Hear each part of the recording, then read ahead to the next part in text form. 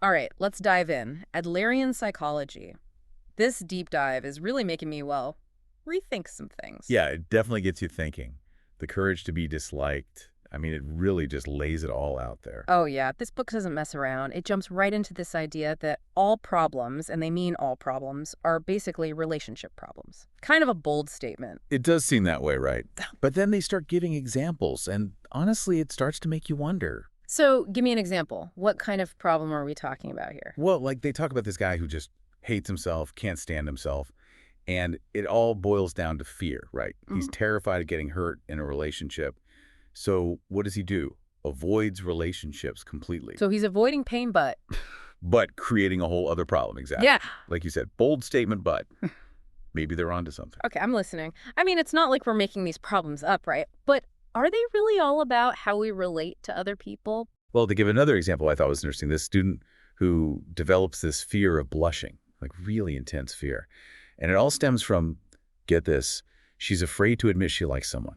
Yeah. Afraid of rejection, so her body's trying to protect her. Interesting. So it's not just, like, big dramatic problems, even something like that. I'm starting to see this in my own life, too, actually. Even little things, procrastination, you know? Absolutely. And that ties right into Adler's ideas about, feeling inferior. We all have to be, well, superior. You're right. Like, everyone feels a little insecure sometimes. All the time, probably. But the key is, how do we deal with it? That's what shapes us. So how does Adler break that down? Healthy ways to deal with it versus, I don't know, not so healthy. So healthy striving, it's all about you.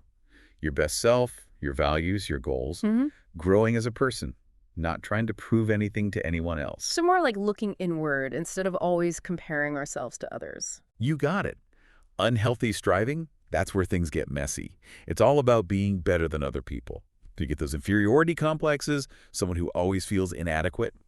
But then there's the flip side, the superiority complex. All that boasting, putting others down. Oh, yeah, you know those people. Always name-dropping, bragging about everything. You think they're overcompensating. Adler would say it's a pretty good bet.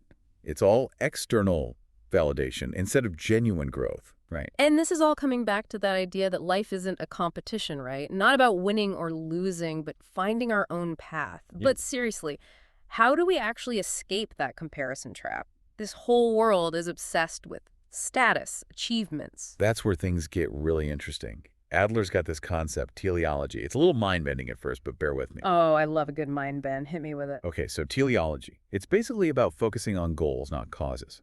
What we're striving for now, not what happened in the past. The past doesn't define us. We define ourselves, but where we're going, what we're doing in this moment. Okay, that's pretty empowering, I gotta admit. But help me out here. How does this work in real life? So they give this example in the book, and it's about anger. It always gets people thinking. Adler says a person doesn't yell because they're angry. They get angry so they can yell. The anger is a tool to get what they want. Whoa, okay. So our emotions, it's like they're strategies to get what we want from others. Yeah, even if we don't realize we're doing it. It's not about making excuses for bad behavior, though. Right, right.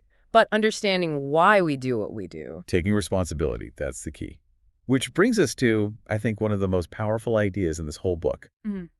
The courage to be disliked. Oh, now that's something I need to work on. People pleasers. Over here, big time. Always afraid to rock the boat. It's a common trap, for sure. But trying to please everyone all the time, it can really backfire. We end up living someone else's life, not our own. Because you can't please everyone all the time, no matter how hard you try. And the harder you try, the more you lose yourself. You become a slave to what other people think. Right, like there's that saying, what other people think of me is none of my business. But how do we actually do that? How do we get that courage? It's easy to say, but... Well, the book uses this analogy. It's brilliant. Alexander the Great, cutting the Gordian knot. Instead of trying to untangle this incredibly complicated knot, he just slices it in half with his sword. Sometimes that's what we need with relationship problems. A bold move. Okay, so what does Alexander the Great have to do with Adlerian psychology? It's all about what Adler calls the separation of tasks. Right, we touched on that earlier. Remind me what that means again. It's knowing what's your responsibility and what's not your responsibility. Yeah. Setting boundaries, letting go of things you can't control. So instead of trying to fix everyone else's problems, control their emotions, we focus on what we can control, our own actions. Exactly. And that can be incredibly freeing. You're not carrying the weight of the world on your shoulders anymore. You can finally be yourself, even if it means some people won't like it. I'm thinking about all the times I tried to force my opinions on others, micromanage everything. It's exhausting, and it never works anyway. It also just creates tension, resentment, right? Mhm. Separating tasks. This is crucial for healthy relationships. Mhm. Each person owns their own choices, their own actions. This is all making so much sense. It's all connected, like one thing leads to the next. So where does all this lead? What's the ultimate goal, the end game? For Adler, it's this feeling he calls community feeling, sometimes called the it's okay to be here feeling. You feel like you belong, like you're part of something bigger than yourself. That sounds amazing. Don't we all need a little more of that these days? Absolutely. It's about seeing other people as comrades, not rivals. Yeah. And there's this great image they use in the book, this globe, but with infinite centers. Hold on, a globe with what, infinite centers? How does that even work? The point is that no one is more important than anyone else. We're all connected. When we really get that, it changes everything. We stop thinking only about ourselves and start thinking about the whole community. Right, so it ties back into that whole life isn't a competition thing. Exactly. And from there, that's where true happiness comes from. Feeling like you belong, feeling connected. I'm really starting to see the connections here. This is some deep stuff. Oh, we're just getting started. There's so much more to explore, especially when it comes to how this all plays out in our daily lives. That feeling of belonging, that community feeling, it really is something special. But I gotta be honest, I'm still trying to wrap my head around how it all works. How does that translate to actual happiness? Well, Adler was big on this idea that real happiness, true happiness, Mm-hmm. it comes from feeling useful. Like you're contributing to something bigger than yourself. It's not about getting recognition, it's about giving back. Okay, so less what's in it for me and more like, how can I help? But what does that even look like, day to day? I'm not out here building hospitals or anything. And you don't have to. It can be as simple as saying thank you to someone, like Yeah. really meaning it. I was just reading something about that the other day, how saying thank you, expressing gratitude, it can actually change your brain, make you happier. It's true, and it really does make a difference. On a personal level, that little thank you, it shows the other person you see them, you appreciate them. It builds that connection, that community feeling we were talking about.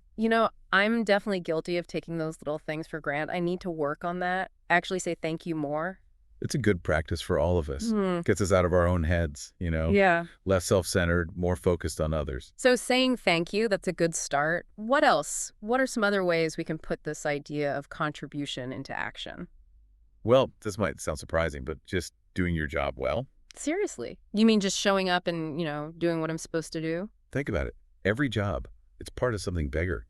Whether you're a teacher, a cashier, a doctor, whatever it is, you're contributing to how society functions.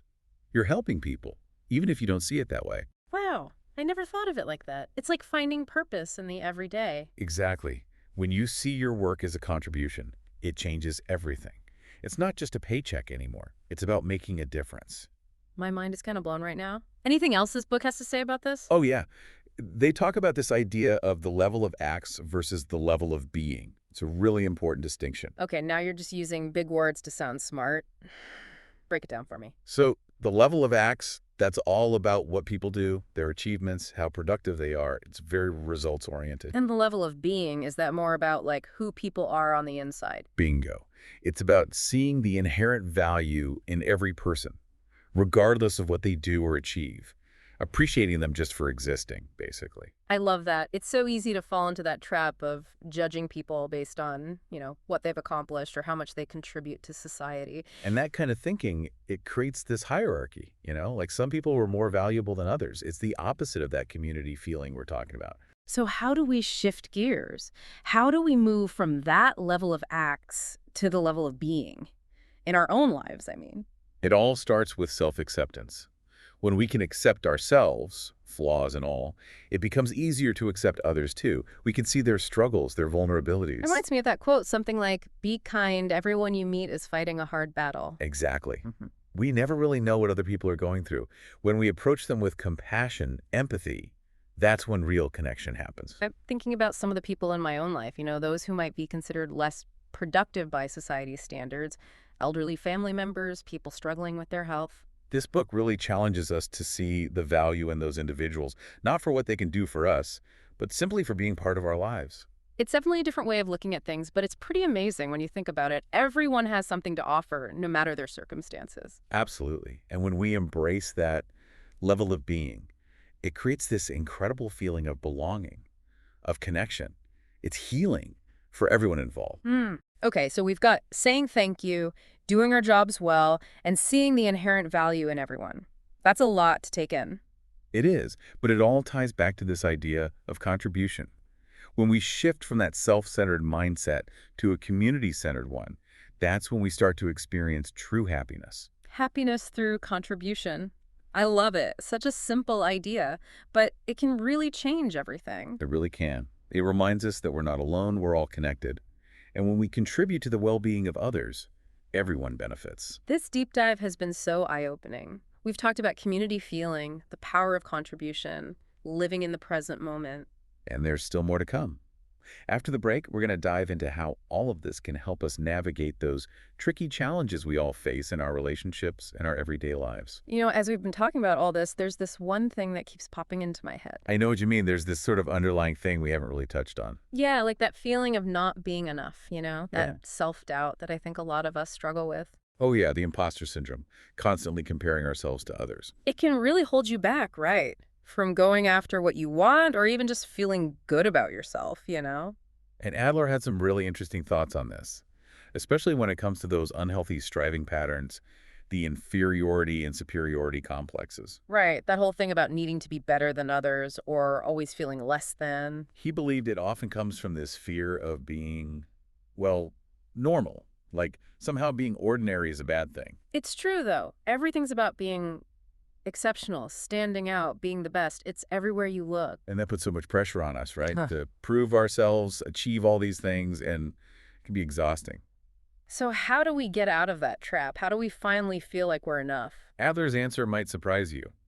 He says we need to embrace the courage to be normal.